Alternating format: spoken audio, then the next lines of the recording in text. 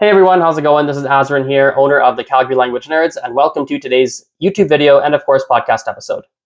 Today I want to talk about two different people I spoke with recently and how they have learned Spanish. Now, both of these people have been learning Spanish for about the same amount of time, 3.5 years. However, one of them has progressed a lot faster and a lot more than the other. Let's call these people Jack and Jill. I've changed their names, obviously. So Jill, after 3.5 years, has reached an upper intermediate level. She's quite fluent.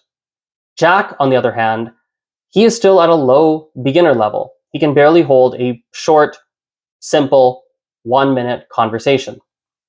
I spoke with both of these people recently, over the past couple of weeks, and I'd like to share what I noticed that Jack and Jill did differently that allowed Jill to progress more and Jack to progress less.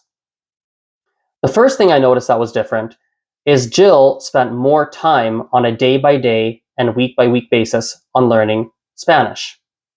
So even though both Jack and Jill spent 3.5 years approximately trying to learn Spanish, one of the people, Jill, spent more time every day and every week on learning the language than Jack.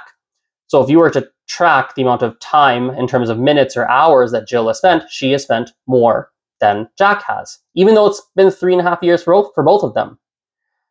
There is a certain brute force factor, I suppose you can call, when it comes to learning a language. What I mean by that is, generally, if you spend more time trying to learn a language, you are going to progress more and progress faster, even if the methods you're using are less than ideal. I'll give you a quick story for this. Myself, I speak Mandarin. I can read Mandarin as well. Now, initially, the way that I learned to read Mandarin was arguably the worst possible method for learning to read Mandarin.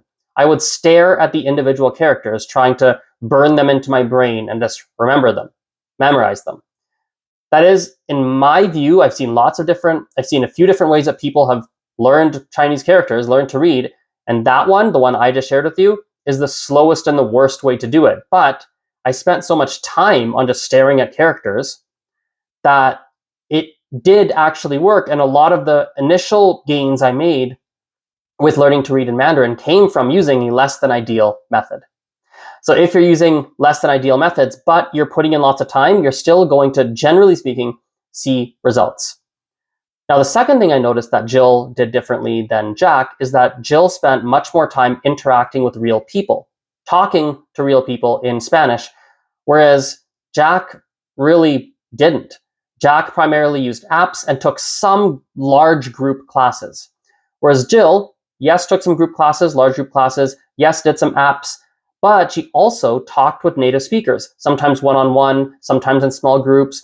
Sometimes she would even just practice speaking with other learners, and she would try to converse with them. And she spent lots of time conversing with other people, or even trying to converse when she was a beginner, even just trying to converse and say something, whatever she can, to native speakers, advanced speakers, even other learners, anyone she could get her hands on, essentially. Now, you don't have to, I should make this clear, you don't have to necessarily try to talk to people all the time, or even try to speak from day one of learning a language. That's not a requirement. But I will tell you this, in my experience, when I see language learners, ones who spend more time interacting with native speakers, advanced speakers, even just other learners, to be quite frank with you, those who spend more time trying to talk to other people and interact with other people, they do tend to feel more comfortable speaking and do tend to feel more comfortable actually having conversations.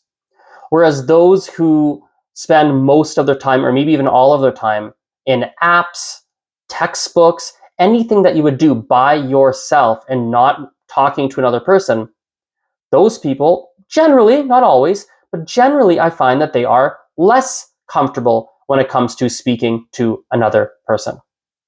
So those are two really big differences that I saw between Jack and Jill. So to summarize, Jill spent far more time talking to people in Spanish, and she spent more time on a day-by-day basis just trying to learn Spanish, whereas Jack did the opposite. And the results were clear as day.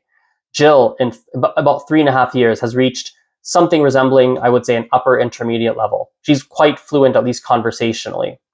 Whereas Jack, on the other hand, is still at a low beginner level and can barely hold really even a simple 1 minute conversation after the same amount of time counted in years.